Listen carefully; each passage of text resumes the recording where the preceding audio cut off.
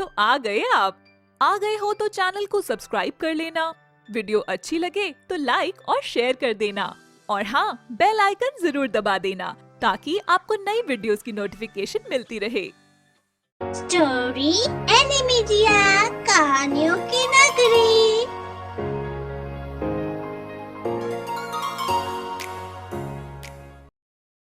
ये कहानी है जोधपुर नामक गांव की, जहां कृष्णा अपनी बीवी राधा के साथ रहता था।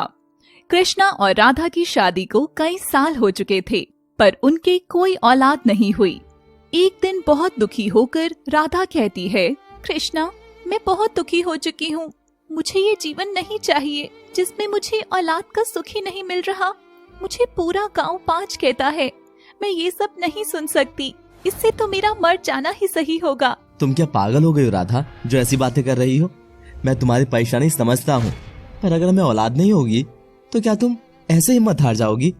भगवान पर भरोसा रखो, सब ठीक हो जाएगा। इतने सालों से भगवान पर ही तो भरोसा कर रखा है, पर क्या हुआ? कुछ हासिल नहीं हुआ। उन्होंने हमारी तरफ देखना ही शायद बंद कर दिया है। फिर एक दिन राधा और कृष्णा मंदिर जाते हैं दर्शन के लिए, तो उन्हें मंदिर के बाहर दो लड़कियां मिलती हैं जो अनाथ थी। राधा, कृष्णा उन दोनों को देखकर भावुक हो जाते हैं और उन्हें घर ले आते हैं। राधा, मैं इन दोनों को गोद लेना चाहता हूँ। आप सही बोल रहे हैं। हम इन दोनों लड़कियों का क्या नाम रखें? एक अच्छा सा नाम तो रखना ही होगा। जी, मैं इनका नाम निकी और पिंकी रखूंगी। आपको कैसे लगे ये नाम? ये तो अच्छे नाम है, मुझे पसंद आए। कृष्णा उन दोनों लड़कियों को बुलाकर कहता है, आज से तुम्हारा नाम निक्की है और छुटकी तुम्हारा नाम पिंकी है, और आज से तुम दोनों हमारी बेटी हो और हम तुम्हारे माता पिता हैं अब से। निकी और पिंकी ये बात सुनकर बहुत खुश हो जाती हैं और वो राधा और कृष्णा को गले लगा लेती हैं। सुनो जी, हम दोनों मिलकर इन दोनों की बहुत अच्छे से परवरिश करेंगी। इन दोनों की वजह से ही मैं माँ बनी हूँ। मैं इन पर अपनी सारी ममता न्यौछावर कर दूंगी। हाँ, तुम सही कह रही हो राधा, हम दोनों मिलकर इन्हें माँ बाप का पूरा प्यार देंगे। जैसे राधा और कृष्णा ने कहा था, उन दोनों ने निकी और पिंकी को बहुत प्यार दिया। निकी और पिंकी भी उनसे बहुत प्यार करती थी। निकी भगवान कृष्ण को बहुत मानती थी और उनकी बहुत पूजा भी करती थी। वो हमेशा भगवान से एक भाई मांगती थी। समय बीतता गया, निकी और पिंकी भी बड़े होने लगे। एक दिन कृष्ण भगवान ने निकी की सुन ली और राधा को पता चला कि वो माँ बनने वाली है। वो ये बात जानकर बहुत खुश हो जाती है और जल्दी से अपने पति को कहती है, सुनो जी, सुनो, मुझे डॉक्टर ने आज कितनी बड़ी खुशखबरी दी है। इतने सालों बाद मेरी इच्छा पूरी हुई है। मैं माँ बनने वाली हूँ। ये क्या कह रही हो राधा? क्या ये बात सच है? मैं पिता बनने वाला हूँ। तुमने तो मुझे दुनिया की सारी खुशियाँ दे दी। कृष्णा और राधा यह बात सुनकर बहुत खुश होते हैं। निकी और पिंकी को जब यह बात पता चलती है, वो दोनों भगवान कृष्ण का शुक्रिया अदा करती हैं कि भगवान कृष्ण ने उनकी सुनी और जल्दी उसके घर पर उसका भाई आ जाएगा। और 9 महीने बाद भगवान का चमत्कार हो गया। राधा ने जुड़वा बच्चों को जन्म दिया, एक लड़का और एक लड़की। लेकिन जैसे ही राधा उनको जन्म देती है, उसकी ममता में बदलाव आना शुरू हो जाता है। उसकी ममता निकी और पिंकी की तरफ धीरे धीरे खत्म होने लगती है और वह सोचती है, अगर यह दोनों भी रहेंगी तो मेरे बच्चों का हक 4 हिस्सों में बट जाएगा। मैं किसी और को क्यों अपने बच्चों का हक दूं? अगर मैं इन्हें घर से निकाल दूंगी तो सब मेरे बच्चों का हो जाएगा। फिर वो एक प्लान बनाती है कि इन पर चोरी का इल्जाम लगाकर घर से निकाल दूंगी और वो अपने जेवर छुपाकर कृष्णा से कहती है, मेरी ज्वेलरी चोरी हो गई। पता नहीं किसने चोरी करी। आज तक इस घर में ऐसा नहीं हुआ। ऐसे घर में चोरी कौन करेगा? तुम यहीं कहीं रखकर भूल गई होगी। फिर वो घर में ढूंढते हैं और वह गहने निकी और पिंकी के कमरे में मिलते हैं। फिर राधा कहती है, गंदा खून आखिर गंदा ही होता है।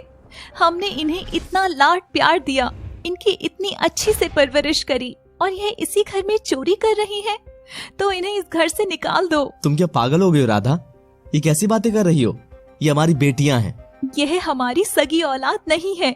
अगर सगी होती तो अपने ही घर में चोरी कभी नहीं करती, और आज उन्होंने चोरी करी है, कल को किसी का मर्डर कर देंगी। मैं इन लड़कियों को अपने घर में नहीं रख सकती। तुम्हें इन्हें घर से निकालना ही होगा। अगर ये मेरे घर से नहीं निकली तो मैं अपने बच्चों को लेकर निकल जाऊंगी। बेचारा कृष्णा मजबूर होकर निकी और पिंकी को घर से निकाल देता है और उनसे कहता है, बेटी तुम किसी अनाथ आश्रम में जाकर रहो, मैं तुम्हारा वहाँ पर भी खर्चा उठा लूंगा। लेकिन निकी को यह बात अच्छी नहीं लगी। जब आपको हमारे ऊपर विश्वास ही नहीं है कि हमने चोरी करी है या नहीं, तो हमें आपकी मदद की कोई जरूरत नहीं है। मैं अपनी बहन का ध्यान रख सकती हूँ। फिर निकी और पिंकी दोनों घर से निकल जाती हैं। घर से निकलने के बाद निकी और पिंकी दर दर की ठोकरें खाती हैं। ना तो कोई उन्हें काम देता और ना ही उनके पास इतने पैसे थे कि कुछ खाने को ले सके। सुबह से शाम हो जाती है। फिर भटकते हुए दोनों एक घने जंगल में पहुंच जाती हैं, जहां जंगल के बीचों बीच आम के बाग थे।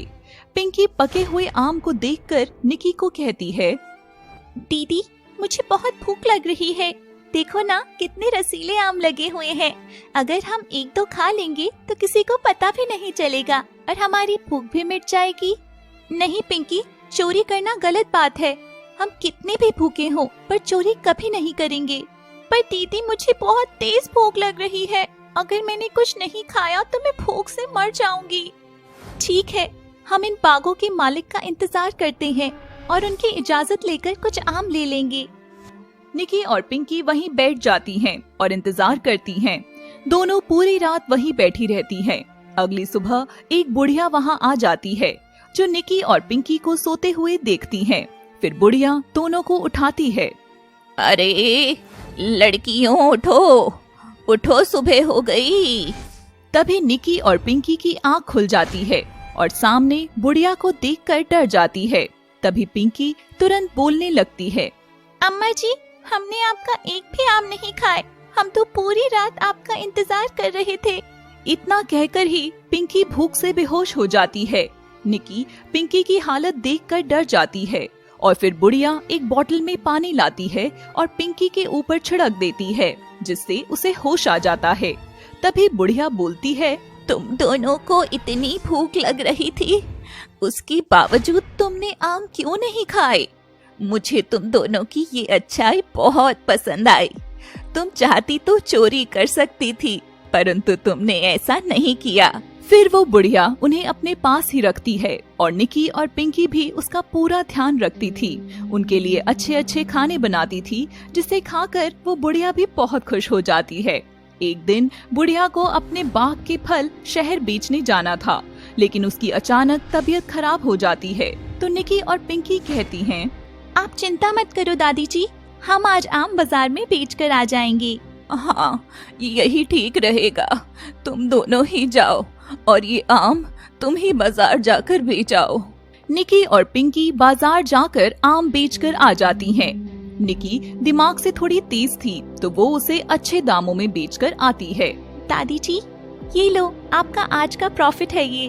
पर ये तो और दिन से ज्यादा है। इतना तो आज तक मुझे कभी नहीं मिला। हाँ, पर हमने अच्छे से मोल भाव किया था। दादी यह देखकर बहुत खुश हो जाती है और वो उन दोनों को उसके कारोबार संभालने को कहती है।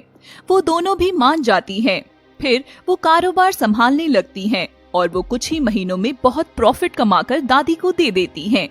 लेकिन कुछ समय बाद दादी गुजर जाती है और वो अपना सारा कारोबार निकी और पिंकी के नाम कर जाती हैं। निकी और पिंकी भी उसके कारोबार में दिन दुगनी और रात चौगनी तरक्की करती हैं। वो बहुत मेहनत करके अपना नाम रोशन करती हैं। पूरे गांव में उन दोनों बहनों के आम के व्यापार और उनकी सफलता के चर्चे हो जाते हैं। एक दिन दोनों बहन अपनी दादी के नाम से दान करने मंदिर जाती हैं। जैसे ही वो गरीबों को खाना खिलाती, तभी दोनों देखकर चौंक जाती हैं कि वहाँ उनकी माँ राधा थी, जिसके कपड़े भी फटे पुराने थे। तभी निकी उनसे पूछती है, माँ, आपकी ये हालत कैसे हो गई? आप यहाँ? बेटी निकी, मुझे माफ कर दो। अपने बच्चों के मोह में आकर मैंने तुम दोनों को घर से बाहर निकाल दिया और उसके बाद किस्मत का लेखा देखो, मेरी उन दोनों औलादों ने मुझे और तुम्हारे पापा को घर से बाहर निकाल दिया। हमारी प्रॉपर्टी भी धोखे से हड़प ली। मेरी बेटी ने भागकर शादी कर ली और बेटा शराबी हो गया और धक्के देकर हमें बाहर निकाल दिया। माँ, आप तो यहाँ हो, तो पापा कहाँ हैं? बेटा, वो बहुत बीमार हैं, घर ही हैं, भूखे हैं। कई दिनों से उन्हें ना कुछ खाने को मिला है, ना ही दवाई समय पर मिली है। निकी ये सब सुनकर राधा के साथ अपने पिता के पास जाती है और फिर दोनों को लेकर अपने घर में आ जाती है, जहाँ वो दोनों अपने माता पिता की बहुत सेवा करती हैं और कुछ समय बाद उसके पिता ठीक हो जाते हैं। बेटा, हमें माफ कर दो। हमने इतना बुरा किया तुम्हारे साथ, पर तुम दोनों ने हमारा सहारा दिया। नहीं पापा, आप दोनों की वजह से हमें एक परिवार मिला और हम पर माता पिता का साया है। माता पिता अपने बच्चों को कुछ भी कह सकती हैं, पर उनसे माफी मांगते अच्छे नहीं लगते। कुछ समय बाद पूरा परिवार घूमने जाते हैं। तभी उनकी गाड़ी के सामने राधा और कृष्णा का लड़का आ जाता है, जिसकी हालत शराब पीकर खराब हो गई थी। फिर वो दोनों उसे अस्पताल लेकर जाती हैं, जहाँ पता चलता है कि उसकी एक किडनी खराब हो गई है और निकी अपनी एक किडनी अपने भाई को दे देती है। जब उसके भाई को ये सब सच पता चलता है तो उसे अपने किए पर अफसोस होता है और फिर वो अपने पूरे परिवार से माफी मांगता है और पूरा परिवार राजी खुशी रहते हैं और तीनों भाई बहन मिलकर आम का व्यापार करते हैं और सफलता हासिल करते हैं। चैनल को सब्सक्राइब कर लेना, वीडियो अच्छी लगे तो लाइक और शेयर कर देना और हाँ, बेल आइकन जरूर दबा देना ताकि आपको नई वीडियोस की नोटिफिकेशन मिलती रहे।